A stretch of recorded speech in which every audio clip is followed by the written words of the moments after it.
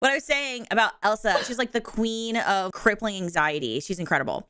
And the thing that you don't realize, especially really early on with anxiety, is how badly your anxiety affects other people, especially with your actions. Mm. You don't recognize that. And so obviously you think, oh, I'm the problem. Oh, I'm fucking everything up. So immediately, just like a lot of people with anxiety, their first thought is to remove themselves because they think that they're the problem. And they're like, everyone is just better off without me. So, no, why? Why do you shut me out? Why do you shut the world out? so she hides herself in. I thought it was so relatable because I used to do that all the time. Like I used to like remove myself. I used to apologize for like breathing. I was like I just didn't want to be a problem, which is a problem in of itself, right?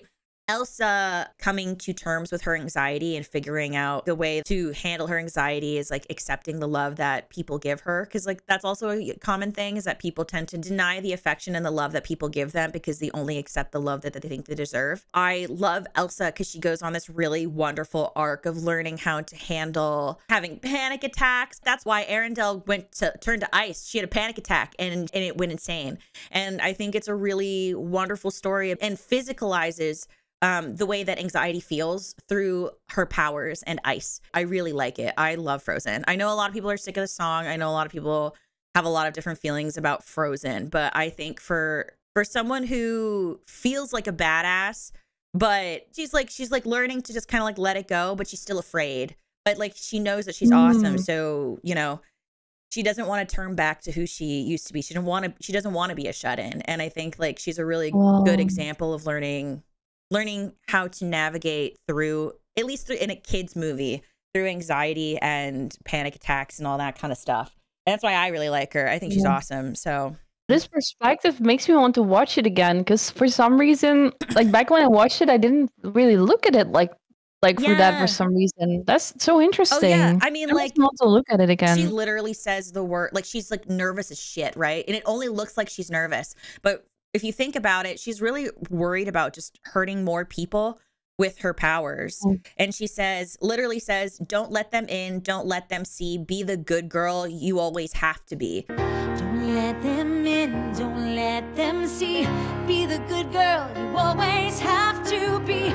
Like she has an expectation of who she's expected to be, but it's hard because like she has powers, she's different. She's already has like a serious anxiety problem. And then, but like a lot of people, especially if you're neurodivergent, you feel the need to conceal. You don't feel the anxiety because that's how you think you should cope, because that's what you're taught. And you put on a show, which is really what just masking is. But if you make one wrong move while you're masking, everyone will know that you're different, which is what she says. That's so relatable. Damn. Whoa, I never thought Frozen was that deep, but it really is. That's crazy. And like I said, like when she fires off her powers, it's because she's panicking. It's because she's anxious, you know? Oh my gosh. Yeah. That's why like Let It Go is so powerful, because then she's lamenting. She's like, the wind is howling like the swirling storm inside, because like now she's like all caught up in her emotions. She's still like trying to recover from having a panic attack. But then she's like, oh my God, couldn't keep it in, but she tried. Heaven knows I tried. Don't let them in. Don't let them see. Be the good girl you always have to be, to call back to that thing that in First Time and Forever. But then like she's like, conceal, don't feel, don't let them know. And so she's like, well, now they know. They know that I am different. They know now. And so now it's like, she's more comfortable being herself. She doesn't feel the need to mask it anymore. But the problem with that is that throughout the movie, she's so afraid, because now she doesn't feel the need to hide who she really is, and she's happy about that. But the problem with that is like she has no one around her to understand how to cope, or understand that there will be people that will accept her and love her as she is. She doesn't have to be afraid of the people around her. Which I think a lot of people always go through. I still go through it. That's why I get so embarrassed when I talk about the things that I like, because I'm like, oh my God, they're going to think I'm weird. They're not going to think like, because in my head, I'm like, okay, well, people see me as this strong, domineering figure that takes care of people. But like, if I behave one way, they won't see that anymore. If I behave this way, they won't see that anymore. And it's hard to come to terms with those kinds of feelings, especially when you're expected to be one way. And in Elsa's case, be the good girl you always have to be. Hmm. And that's why when she's like, let it go, and I'll rise like the break of dawn, let it go, that perfect girl is gone. And so she's like, okay, she's accepted that that's just not who she is. She was never gonna be that, but it doesn't matter because here she still is. She's okay. She's still standing there.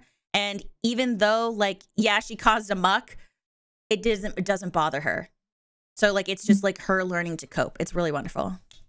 Wow. Yeah, I love lyrics and lyric analysis. It's why like the songs that I have out, like I wanted them to be conveyed in this particular way, because even though like in Elsa's case, it's very specific to her, but it's still applicable to other scenarios. I wanted Endless Blue to be like that. I wanted like Night of Fallen Stars to be like that. So it's like when you take the time to sit down with lyrics and you think about how it impacts the artist, who in this case is Elsa, you like you start to view things differently. And I think it's really fun.